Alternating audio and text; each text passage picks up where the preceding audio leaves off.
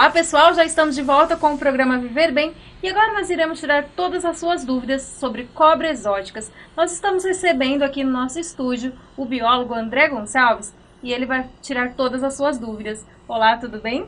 Olá, Beth. Olá, os telespectadores. A situação de cobras exóticas no Brasil, ela tem que seguir um regimento, um ritual de legislação, né? Ou seja, para você possuir uma cobra, seja silvestre ou exótica, você tem que ter uma autorização dos órgãos competentes, seja do Estado ou seja da Federação, que seria o IBAMA. Animais exóticos acaba tendo uma restrição diferenciada por ser um animal que não é do nosso habitat, né? Ou seja, não é oriundo do Brasil ou até do estado, ou endêmico, que a gente fala de uma região, né? Que só tem naquela região. Principalmente quando se trata de um animal que tenha peçonha, que tenha veneno. Esse animal, então, ele mais ainda tem uma restrição mais elevada do que um animal, seja uma serpente, uma cobra, que não tenha essa peçonha. Não é a pessoa achar bonitinho, falar assim, ah, é filhote, eu vou pegar. Não é como um animal dócil, né? Tem todo um critério, um procedimento. Esses animais, as pessoas veem ele pequenininho, mas alguns chegam a ter 3, 4 metros, né? Um exemplo do animal, uma serpente, né, que as pessoas têm como cativeiro, mas são regulamentadas devido à legislação, é o exemplo da jiboia, né? É um animal que muita gente tem no Brasil, mas só é adquirido através de criadouros legalizados.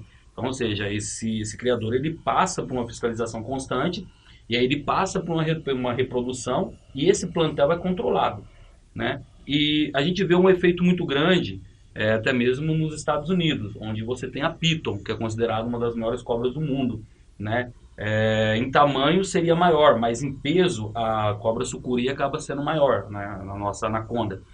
E a Piton está colocando em desequilíbrio uma cadeia alimentar, um ecossistema todo, que ele está se tornando um predador dos crocodilos, né? E já tem até incentivos de caça a esse animal nos Estados Unidos. Então é um controle, por isso que há um controle sobre animais exóticos. Ele pode trazer muitos problemas, desde a vida animal silvestre até mesmo a vida humana. E mudando um pouco de assunto agora, a respeito dos escorpiões, tem diminuído os registros de picadas, né? Mas é muito importante ter cuidado. Isso é uma situação até atípica. As pessoas podem imaginar, tá tendo mais limpeza em terrenos baldios. Na relação que nós fazemos, o escorpião ele é um animal que ele passou por um sistema de evolução, né? Ele é lá das ordens dos artrópodes, né? Que tem os insetos. E esse animal ele tem uma maneira de se comportar e se adaptar ao ambiente diferente de outros animais, né? Da mesma ordem. Esse animal ele migra pelo sistema de galeria pluvial, de esgoto e entra até dentro da casa das pessoas. O que ocorre nessa situação? O surgimento dos escorpiões se manteve qualitário, né? É a mesma coisa. A diferença é as picadas, os acidentes, né? Por que acidentes? Porque esses animais são hábitos diferentes do ser humano, né? Ou seja, claro que tem ser humano que tem hábito noturno, né? Que são um vigia, um policial, um médico, que acaba trocando o dia pela noite. Mas o escorpião em si não seria um fator preponderante de acidentes, porque um tem hábito noturno, outro diurno. Mas quando você acende uma luz, quando ele percebe o movimento, ele se esconde numa muda de roupa, num calçado. Hoje, com a pandemia, as pessoas tiraram mais tempo, devido à quarentena, para ficar em casa e automaticamente começaram a se ocupar mais dentro da própria residência. Ou seja, você acumulava a roupa da semana ou a cada 3 dias para fazer essa lavagem dessa roupa, a higienização. Hoje as pessoas conseguem fazer com 2 dias, com um dia, e começa a perceber esse animal. Então esse animal ele começa a se afugentar. Então você observa o animal, mas não tem um acidente. Ao contrário do que era ocorrido até o ano passado, antes da pandemia. Você tinha um acidente com o animal, porque você não acabava tendo os cuidados necessários para você fazer os manuseios. O escorpião, precisamos ter ciência que aonde tem o sistema sanitário, vai ter um certo problema com os escorpiões. Tanto é que engenheiros, arquitetos já começaram a elaborar sistemas que impeçam esse animal de entrar dentro da casa, principalmente sistemas de ralo, de pia, de banheiro, de tanques de lavar roupa. Eles já estão se adaptando. porque com uma rede maior de esgoto e pluvial é acesso maior para uma presa que é a própria barata. Então ele vai atrás de sua presa, ou seja, ele vai atrás do seu fast food, né? Esse novo projeto acho que vai ajudar muito, né, André? E isso é uma forma arquitetônica que eles estão desenvolvendo para que esse animal não tenha acesso dentro das casas por meio de rede de esgoto ou de água pluvial. Então diminui muito os incidentes, né, esses acidentes com os escorpiões. Acho que as pessoas têm que aproveitar mesmo, agora que estão mais em casa, e fazer uma limpeza no quintal, né? Dar aquela geral, né, André?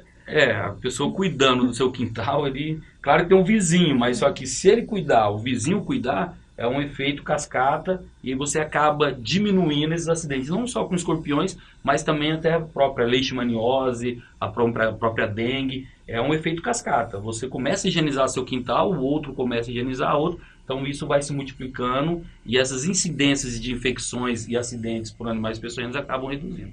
André, vamos falar de coisas boas. O Parque dos Ipês vai trazer muitos benefícios, não é mesmo? Isso, o Parque dos Ipês, ele engloba, só para a população entender um pouco mais, uma cabeceira de bacia hidrográfica. O que é isso? É onde que uma água percorre para chegar no corpo hídrico. Essa cabeceira é muito importante porque é a cabeceira do Cedro. Só para as pessoas entenderem, a cabeceira do Cedro é um dos córregos que abastece a represa da Sica, onde nós captamos 30% da água para abastecimento público.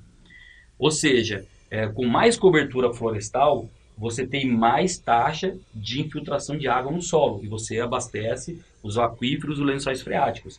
Isso você consegue chegar mais volume de água nos corpos hídricos. Ou seja, você tem mais volume de água dentro do próprio município. E com isso, com essa recuperação, você tem uma troca também de material genético, seja botânico, seja animal. E isso você começa a valorizar ecologicamente toda a bacia hidrográfica.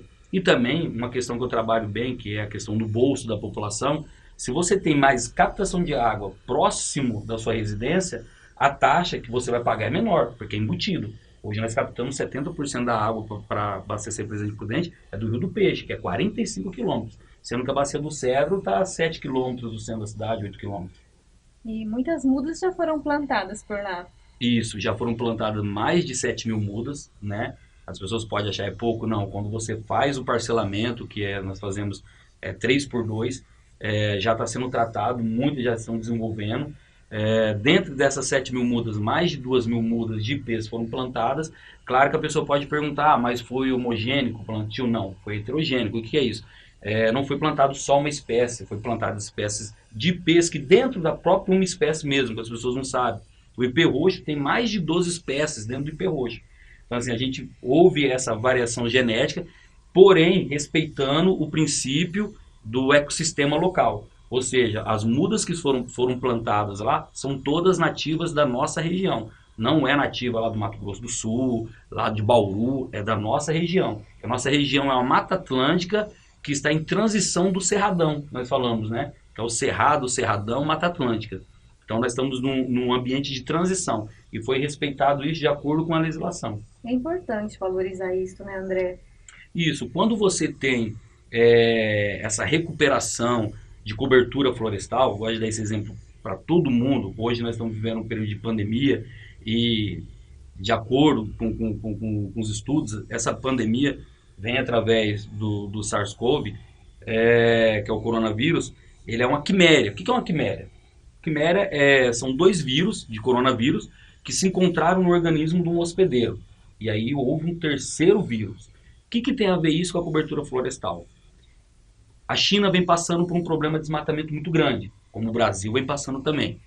Quando você ocupa esses espaços e vem tendo desmatamento, a tendência é que o homem tenha mais contato com vírus, bactérias, fungos desconhecidos. Um exemplo eu dou da leishmaniose. Leishmaniose, quando um mosquito pica um gambá, ou pica uma cutia ou qualquer outro animal, o que acontece? Esse animal, ele é o hospedeiro e fica na natureza. E muitos conseguem viver naturalmente. Ao contrário do ser humano. Então, se o ser humano consegue proteger mais com cobertura florestal, com matas, esses animais vão estar dentro da natureza, no seu ambiente, os mosquitos não vão procurar o ser humano. porque eu faço essa brincadeirinha. O mosquito, ele vai procurar uma pessoa que pode dar um tapa, passar um repelente, matar ele, ou um cão, um cachorro silvestre, um gato silvestre, que não consegue se defender. Então, assim, essa é a ideia que fica. Quanto mais cobertura florestal, mais animais e menos vírus para o ser humano. O ser humano tem que entender que ele está numa relação extrema com a natureza. Tanto é que na natureza ele não consegue sobreviver. Você vê as algas com o efeito fotossíntese, a própria árvore que faz o equilíbrio climático, você tem a água que está ligada para você beber, para você se higienizar, você tem o próprio solo, você precisa de um solo fértil para plantar e se alimentar. Então, o homem ele tem que ver que ele tem uma relação encítrica com a natureza. Se ele rompe esse elo totalmente, o homem está fadado à destruição. André, e novas mudas serão plantadas no Parque dos Ipês? Sim, já tem uma programação de plantar mais em torno de 10 mil mudas, né? Está tendo parceria da iniciativa privada e com isso a gente consegue ter uma qualidade melhor no plantio e também uma qualidade no desenvolvimento dessas mudas. Ok, André, muito obrigada pelas informações, com certeza contribuiu muito para o pessoal de casa. Obrigado a você, Beth. Gente, logo você vai poder conferir aí no Parque dos Ipês uma bela imagem, viu, na rodovia Raposo Tavares. Eu vou para um rápido intervalo comercial e volto na sequência com mais informações. Não saia daí, eu volto já. A Flor Tibetana oferece uma ampla variedade em cosméticos veganos 100% naturais, feito à mão com todo carinho. Entre eles, sombras, iluminador, gloss hidratante facial, hidratante corporal, esfoliante, escalda-pés, desodorante, shampoo sólido e condicionador sólido.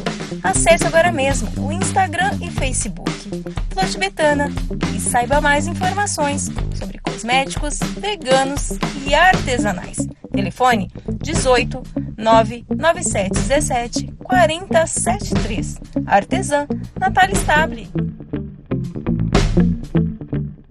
Depois do médico, o farmacêutico de sua confiança. Quem mora no Mário Amato, Ana Jacinta e bairros vizinhos sabem onde encontrar. Drogaria Total Unidade Drogaria Galindo. Entrega a domicílio de segunda a sexta, das 8h30 às 20h30 e nos sábados, das 8 às 18 horas. Além de medicamentos, perfumaria de qualidade e excelente preço, tem farmácia popular. E atenção, horário de atendimento de segunda a sexta, das 7h30 às 22 horas e aos sábados das 8 às 21 horas e feriados das 8 às 13h30. Drogaria Total Unidade Drogaria Galindo, Avenida Gustavo Antônio Marcelino, 822, Mário Amato. Telefone 3909-1394. Hoje a Dida Ferramentas é concessionária Elite Steel. Também somos distribuidor Makita, com venda, locação e manutenção. Dida Ferramentas atua em Presidente Prudente em toda a região e vem facilitando a vida de grandes construtoras, engenheiros, mestres de obras, pedreiros e outras áreas da construção civil. Porque a Dida Ferramentas faz aliança com seus clientes para satisfazê-los. Dida Ferramentas, Avenida Brasil 2508.